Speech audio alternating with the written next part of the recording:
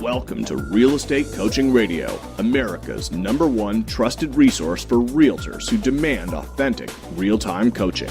Starring award-winning real estate coaches Tim and Julie Harris. Get ready for unfiltered, full-strength honesty about what is truly working to get you into action and make you money in this new real estate boom. Now to our hosts, Tim and Julie Harris.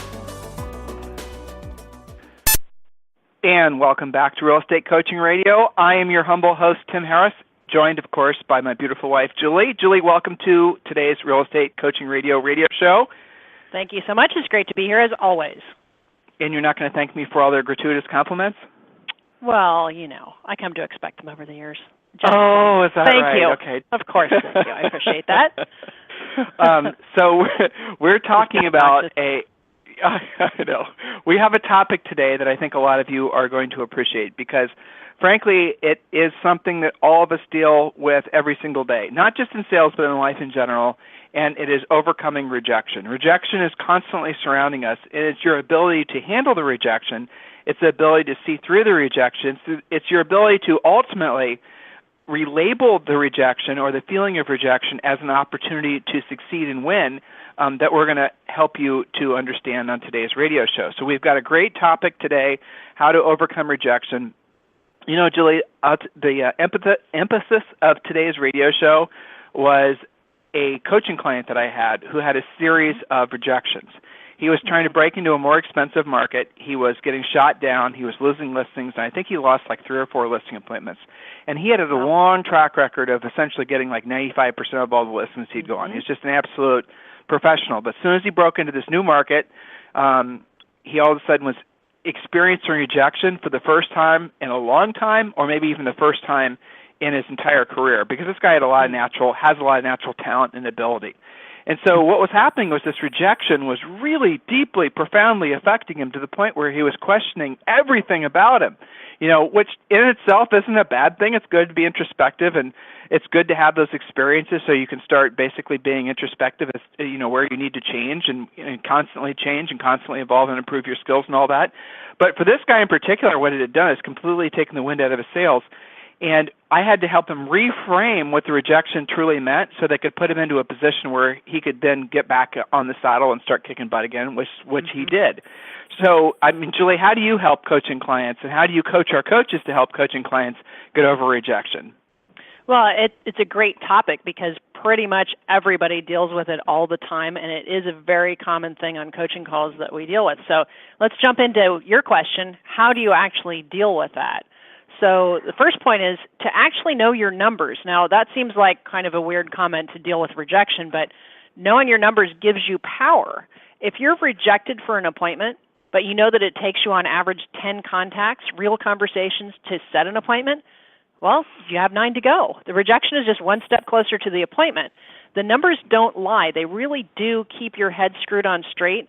And I would even say, you know, gives you another thing to work on. If it takes you 10, make it a goal of it only taking 8. So, you know, I remember our old broker Rory said, if you constantly hear yes, you're not trying hard enough. You need to hear no more often to move yourself forward. Well, so that's a mindset shift. It is, but let's break this down based on what you just said, something really practical, right? So if you know, for example, and we always like to use good old-fashioned over-the-phone prospecting as an example because it makes the point the quickest.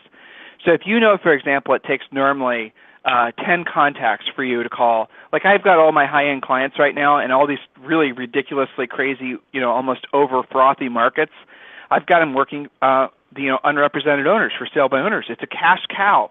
In some of these crazy markets of San Jose and, you know, certainly in parts of Manhattan, there's these FSBOs that are popping out, people that normally wouldn't consider FSBOing that are figuring such a hot seller's market that they can just take advantage of it. And, you know, in some cases they can.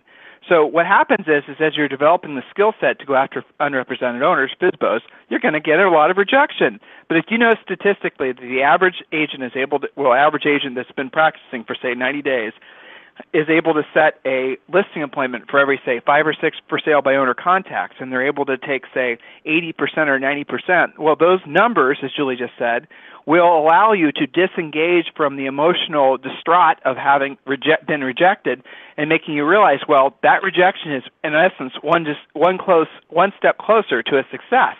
So, again, it's about reframing it and not taking it personally. If you're taking it personally, what's going to happen is you're not going to learn from the experience. So, Julie, what's the next point? All right, perfect. So you want to set long-term goals. A personal goal can help you reframe your thinking to cope better with sales rejections. So perhaps you want to pay for your kids' college education, or you want to donate money to a favorite charity. Maybe you want to pay off a rental house, longer-term goals, so that you're not so attached to what happens every second of the day. And that's a big issue with people in real estate because, 1 hour to the next, it can be up and down and all around, and I just had a great experience followed by rejection. Don't live so in the moment. Maybe it's just one step closer to you becoming a great listing agent, having to experience objections that maybe you had a hard time with. That's moving you closer to your overall goal, and realize these things do take time. So set longer-term goals. So next point, Tim? Don't take it personally. And as an agent, it's all too easy to take rejection personally. After all, there's no one to blame but yourself. And again, use the no's as learning opportunities. Commit to having to relearn the same thing commit to not having to relearn the same thing over and over again. As a rule, we learn more from rejection than success. Always own the rejection. Never allow yourself to blame something external, or you'll kill the opportunity for you to learn and to improve. Now, we talked about this the other day on the radio, and I got some emails afterwards where some people didn't understand the point with regards to owning and being responsible for the things that even are essentially may happen to you accidentally. The power that comes from being 100% responsible for everything that happens to you, good, bad, or indifferent, is that it does force you to take different actions. The last thing you want to do when you're in a situation where it's a competitive listing, let's say, or you're trying to get a buyer and they work with another realtor, the last thing you want to do is blame something external. So, for example, I remember very clearly when Julie and I were listing real estate forever ago, that there was the occasional relocation company that would try to creep into our existing client relationships. Oh, well, it turns out that person, they'll send in you guys know how it works. The reload company will send in some agent that'll, try to coerce the seller into believing that they have to list with that particular agent, and then the relocation company will often reinforce that, kind of falsehood. And then you're in a position where, we would be in a position where we'd have to explain to them that's not really how it works, and then these uncomfortable conversations. So we had that happen once, opposed to and then we figured out how to essentially overcome that objection so it never happened again. And that's part of our listing presentation, by the way, guys. So. And it's part of the pre-listing pack. So existing coaching clients, the material in there was all designed basically from us learning from having made mistakes personally and help you avoid the same thing. But what a lot of agents would have done is they would have said, I guess I'm just going to lose that listing. I don't have that particular relationship. There's nothing that I can do to, it is what it is. And blamed the reload company for them not getting it. Exactly. Right. Or if you guys don't get you lose it, that other realtor, they wanted to overprice it. Or the other realtor, I'm focusing on listings because that's what we're hoping all of you guys accept is if you have to become listing agents to last in this business. The other agent was willing to take a lower commission, or the other agent had fill in the blank. In other words, you're not owning the failure. You're not owning the rejection. Whereas if you'd say, okay, the other agent, say they did price it higher. Maybe I need to learn my scripts better and how to price properties. Maybe I need to learn to never, ever lose the listing, especially in a hot seller's market, overpriced if the seller has to sell. Maybe I need to learn to fill in the blank. See?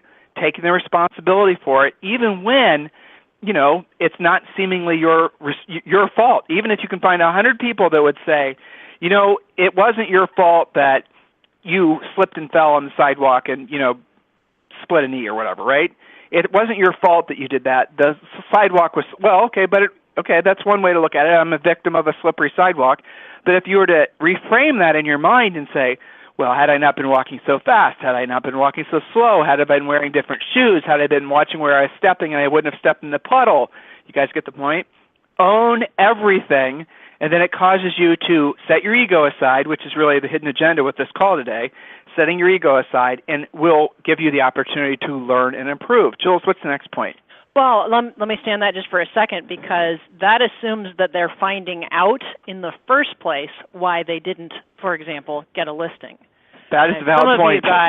Some of you guys, if we're being honest, you don't bother to ask because you're so pissed off about not getting it, which is also an ego issue, right? So you need to come to terms with this and say, I did not get that listing because fill in the blank. And it is a very professional thing, actually, to do, to call that listing prospect and simply ask them, I'm curious, could you share with me why you decided to go with so-and-so versus listing with me so that I can improve my presentation for my next client? That's pretty classy. I'm glad you brought that up. When you guys don't win a listing, for example, or a buyer, whatever reason that you experienced failure, experienced rejection, you got to call that person back and find out why. You have to know, because then you can improve. Sometimes you will know because you'll find yourself bantering with the seller about something that shouldn't have been an issue in the first place, price, commission, positioning, whatever, right? You'll have some kind of, inappropriate conversation at the time of the listing, and you'll have created tension. But other times it is a mystery. Like, why the heck would they have chosen? Okay, so you'll call them up and you'll find out it was some ridiculous reason. I remember very clearly, and I shared this story with all of our coaches to share with their coaching clients. You might remember this, Jules. So there was this listing. I think you and I went out together. It was a high-end listing. They loved us, perfect property. Everything was perfect. Great commission, great price, great motivation. Boom, ba-da-ding, ba-da-ding. And they even signed the contract.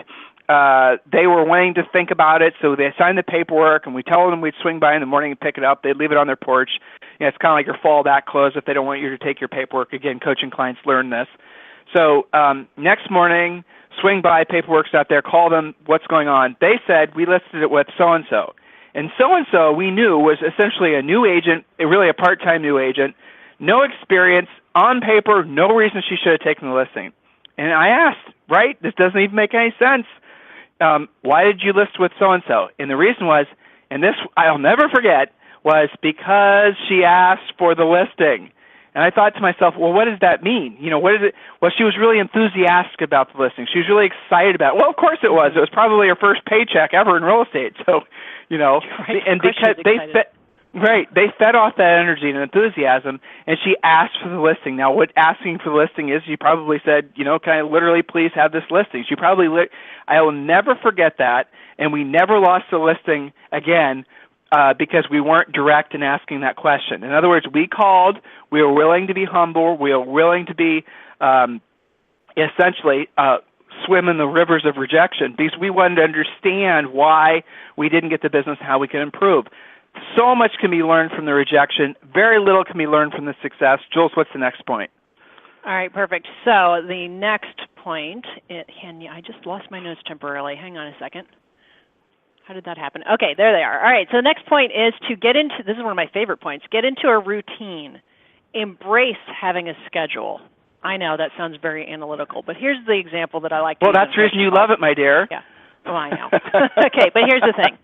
Let's just say that you're an agent who, pretty typical stance. You go day to day, putting out fires on the deals that you've got pending, going to some lead follow-up and working with buyers that scream the loudest and seem motivated, dealing with your sellers as needed. Pretty typical average agent with decent production, but maybe not the greatest time management. Should sound familiar to some of you. Okay, and that agent loses a deal. One of their pendings falls apart. Drama blows up, not savable, and they were counting on, say, a $7,500 commission check, something, that you would miss. Okay, versus agent number 2, who follows a schedule, did their lead follow-up for an hour in the morning, did an hour of some type of prospecting, whatever they're working on, could be past clients, unrepresented sellers, could be a number of different things. Maybe they work with a builder. But they spent their morning on lead generation and lead follow-up and set a new appointment. And that agent loses the same $7,500 commission this afternoon. Now, which agent is going to be more unglued? going to be the one that didn't have something else set up in the background so that they could simply say, next, I'll be okay because I've got my next appointment. So get into the routine and embrace having a schedule. Developing a routine is a great way to stay motivated. Making calls at the same time every day. Meditating at the same time every day. It keeps your mental train on the tracks so that each little thing that, gets in your way or some sort of rejection doesn't throw you off of the rails for, some of you guys, it takes weeks to recover from something big. If you just say, okay, well, what's next in my schedule? I guess I better be doing lead follow-up because that's what I'm supposed to do. Probably I'm going to get an appointment from that. You're going to feel a lot better than if you don't follow a schedule and you just go wherever the wind blows you. So embrace a schedule. That by itself can cure you from some of the feeling overly rejected that causes you to lose money. Next point, Tim. Actually, Julie, I wrote this next point with, let me see which point it was. Oh, the last point I wrote with you in mind because it's something you like to talk about. But the next one is build relationships. Don't reject prospects after they reject you. If you've been rejected, it doesn't necessarily mean this person will never be your client. Keep the conversation going. This is something that's funny, but it's true. The biggest secret to being a successful listing agent, and you guys, if you ever want to know the biggest secret to being successful as a listing agent, here it is. Ready? Write this down. Never forget this.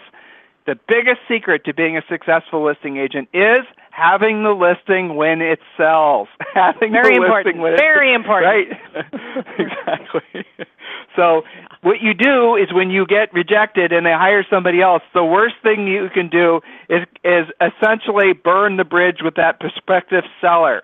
Because in a lot of markets, in the market where we sold real estate, it was normal for a listing to go through 2 or 3 agents before it actually ended up selling. Yeah. So you wanted to have that relationship. Maybe here's the funny part. So you go on a listing, seller's ridiculously, just unreasonable, just not something, whatever. You don't hit it off. You don't get the listing. They list with somebody else. Well, as they progress through that listing agent, maybe even a listing agent after that, they become more motivated. Their want to becomes a have to. The market's beating them down on price. They're now all of a sudden not so proud of their house, not so proud of their price, not so willing to try to basically get you guys to list it for free. All of that stuff happens over the time of essentially these other listing relationships, and then they call you back. Anyone who's been in the business for a long time knows that the last thing you want to do is burn a bridge even after somebody's rejected you. Now, here's an interesting little paradigm to all of this. Sometimes, because a lot of folks that you're going to be doing business with hardly ever hire or make a decision like the decision as to who they should hire to sell their home. It's not a normal part of normal people's lives. If you think about it, how most people live, they're not making decisions like that on a regular basis. So they themselves are going to be very uncomfortable with the fact that they rejected you. They're not going to be used to making decisions, let alone saying no to somebody. And so they're going to be uncomfortable. So what you have to do is when they hire somebody else, you have to make them feel good about the fact that they made that decision. I know that's totally counterintuitive. Why? Because ultimately what that does is it leaves the door open for future conversations. It leaves the door open for them to say, you know what? So-and-so, great agent. I was considering him or whatever. So you haven't burnt a bridge. This, guys, is how you build long-term real estate businesses. You always keep in mind that you're playing the long game. It is always about taking the listing and focusing on serving your seller and your buyer, doing the best job you can for other people. But honestly, you're going to get sand kicked in your face a lot.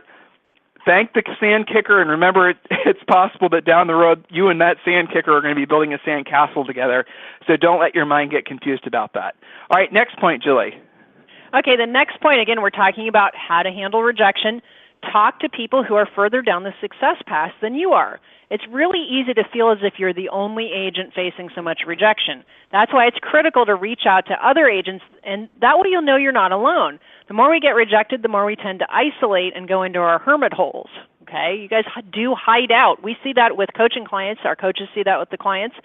That something happens and early warning sign, they rescheduled their coaching call because they don't want to talk about it, right? So you guys start to hide out sometimes. Well, this is when you need your coaching call the most. This is when you need to pick up the phone. outreach. Talk to other entrepreneurs, other salespeople, people who are more successful than you, whether they're in real estate or not. The fact that they're successful, they're going to have some stories like this to share. I'll never forget some of the coaches' trainings that we've been through, Tim, where we play that fun game, Top That Real Estate, drama or Top That Story. Yeah. Oh my gosh, we have such a great collection from fellow successful top producers, and some of these stories are just outrageous, right? They'll make whatever you're going through make you feel a lot better to know that some top producer that you look up to has been through something that makes your rejection seem like nothing. Well, and if you don't have people like that in your life, you can read biographies. You can do things. You can take in information from other sources. It is very common for us to be stuck in our hermit holes, emotionally, and we're not really surrounding ourselves with people that are higher up on the ladder than you. That is one of the benefits of coaching, by the way, that you do have somebody that can mentor you to go down the path that you're choosing for yourself. That really is truly something you got to be considering when you're hiring a coach. Oh, by the way, I forgot to mention this. We're now offering student loans, so if you guys want to join our Breakthrough Coaching Program, you can actually join our Breakthrough Coaching Program, which is our highest-end elite coaching program where you get your own private coach. The normal price is $997, but if you decide to go the financing route, the student loan route, it's only $359 a month. So keep that in mind. If some of you have been on the fence about hiring a coach because you figure that you can't afford it, well, now you can. So definitely look into that. Easiest path to learn more about it is you can go to our website, timandjulieharris.com, or you can simply request a free coaching call at freecoachingcallsforagents.com, freecoachingcallsforagents.com. So, Jules, what's the next point? All right, the next one is to actually acknowledge your accomplishments. Keep a gratitude journal. This is a great exercise. Every night, write down the top 3 or 4 things that you did that day, during that day, to review what you're grateful for. What did you actually do really well? This is not uncommon to do on a coaching call when the coaching client comes to the call saying, oh my gosh, you're not going to believe what happened. Blah, blah, blah, this was awful. Woe is me. I'm still getting over it. A lot of times coaches will get in front of that and say, all right, that's over and done with. Is there anything you could have done differently? We correct it, we fix it, we systematize, and then we say, moving the ball forward, tell me 3 things you did absolutely fantastic last week that you're proud of. And that resets the tone, that changes the mindset. Because the fact of the matter is, you guys do a lot of stuff really great, but for some reason you don't gravitate towards that. We all, gravitate towards dwelling on what didn't go so well. And it's always so funny, Tim. I know you've had coaching calls like this where it's like, here's my grocery list of what didn't go right. And then they'll tell you they took 3 listings last week and they sold 2 and they got, 3 price reductions and they sold a buyer. Well, why aren't we celebrating that at the top of the call? Obviously if you screwed something up, we're going to get in front of it, help you systematize it, figure it out, overcome the objection, what have you. That's our jobs as coaches. But we're not going to let you hold on to that for the next 2 or 3 weeks and not do what makes you money. That doesn't make sense, right? So have a gratitude journal. Yeah. You know this as well as I do. The coaching clients that have been with us for years, they know that we're going to ferret out what they didn't do right in the previous week. Mm-hmm. So they know to basically, we're like their confessional. So they'll come and they'll say, well, I missed the listing because of this, or I screwed up the script on this, or I didn't follow the process on that, or I didn't pre-qualify the seller, so I didn't know their motivation before I went on the appointment. And they do, out of habit, will get that out of the way first and then tell us about their successes later. But guys, you can't, what Julie is, elegantly saying is you can't put yourself in a position where you're tearing yourself down.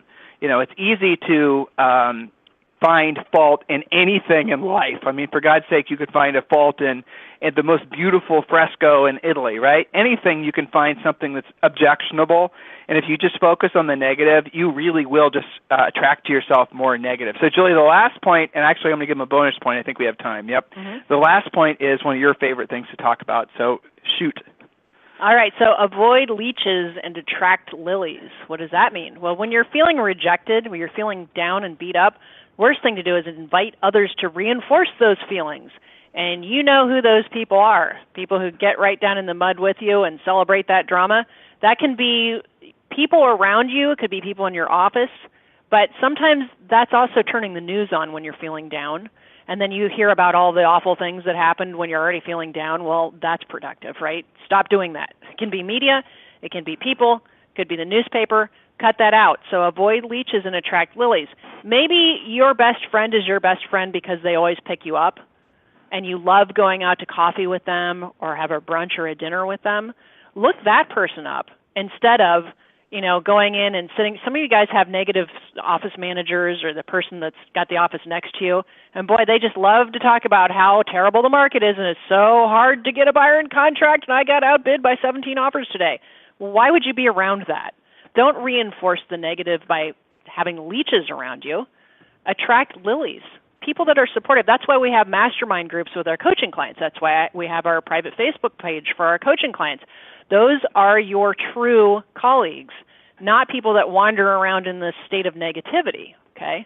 So the other thing I'd say on this, Tim, it's funny when they're in a heightened state of emotion, I always tell them to go call an unrepresented seller. You're already wound up. You might as well close harder and make some money. Well, so one last point for you guys is when you are on your heels, when you have been rejected, when you are feeling, and it happens in real estate. And you guys ever notice when bad things happen in real estate, it's not just one thing, it's usually 3 or 4 all within like the same day. It almost feels like you're being tested like some sort of game show. Well, guys, that's normal. Everybody experiences that. It just is the way it happens. The more you are going in the right direction, the stronger you are climbing the ladder, if you will, the more of the setbacks you're going to have to basically live through. It just is the way it works. The more successful you become, the more you're going to have bad experiences. It is the nature of it. It's how long you give yourself to overcome those bad experiences. So your bonus point is this. When you have something that sets you back emotionally, what you need to do is limit the amount of time that you're going to bemoan that experience. You need to limit the amount of time that you're going to feel bad about it. You need to say, okay, I'm going to give myself 10 minutes to dwell on this, to think bad thoughts, and that's it. Or 5 minutes, even better, right? Don't let it. And this is, again, Julie touched on this. I touched on this. It's something that all you guys have to own. When you have these bad experiences, sometimes some of you let those manifest and they grow into it's like a tiny little ant, and all of a sudden you walk past that ant in a week and now he's got this huge anthill. That's what happens with your emotions. And if you have these negative thoughts, if you're allowing one bad experience to basically keep you down, then what's going to happen is you're going to have more bad experiences, and then next thing you know, you've wasted a month. You've wasted a quarter. And then you're then you're on Monster looking for jobs at Costco. You guys get the point? So you got to really say, when you have a bad experience, your new personal rule should be you're only going to allow the thoughts and the experiences. You're going to give yourself morning of, say, 5 minutes. That's it. I had this bad experience. I'm committed to learning from it. I'm going to find out what happened if you were rejected on something. I'm going to ask and inquire and see where I can improve. I'm going to feel sorry for myself for 5 minutes, and then I'm moving on, okay? Don't let it grow into something. Don't let literally it grow into a mountain. I want to also thank all of you for continuing to make this and keep this the #1 radio show for real estate agents in the country. We have a consistent listenership of close to 100,000 of you, and it is fantastic, and we sincerely thank your support. Thank you for your support. And I know that a lot of you guys share our radio shows with a lot of other folks, a lot of other agents, and that's fantastic. It makes us feel wonderful knowing that you value what we're saying to the point where you're sharing with other people. That's great. And I also like the fact that we have developed a culture, I think, of sharing, of communal support, if you will.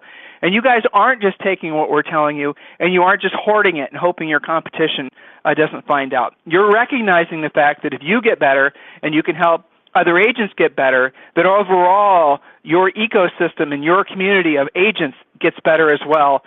Because what happens is if you help others improve and help others get better, help others essentially master some of the skills and mindset skills, mostly on today's radio show, that will trickle back down to your transactions as well. Here's another shout out. Thank you to our title sponsor, mojosells.com and 1-800-HOME-HOTLINE.com. Those are two of the absolute must-have things that you should have in your real estate toolbox. Not having Mojo Sells right now in any market, to me, makes absolutely no sense. It is one of the very basic building blocks of success. I wanted to talk, and I might talk this week, about the Zillow Investor Conference Call. There was a conference call that happened where where they are answering questions about their quarterly earnings and the rest of it. There are some statements that were made by the executives at Zillow that I think are unbelievably telling about their true mindset about agents. I'm debating with myself as to whether or not I should do that radio show because, frankly, I'm kind of done talking about Zillow. You guys tell me. If you want us to do another show on Zillow, you got to email us directly and say that you want that information. But some of the stuff that came out will be very incendiary if put in context. And that's, it's up to you to decide whether or not you want to have that. Email me directly, tim@timandjulieharris.com. And also, my producer just reminded us, we have another sponsor who's starting this week, Z Buyers. So more on Z Buyers on an upcoming radio show. In the meantime, you guys have a fantastic day, and we'll talk with you on the radio tomorrow.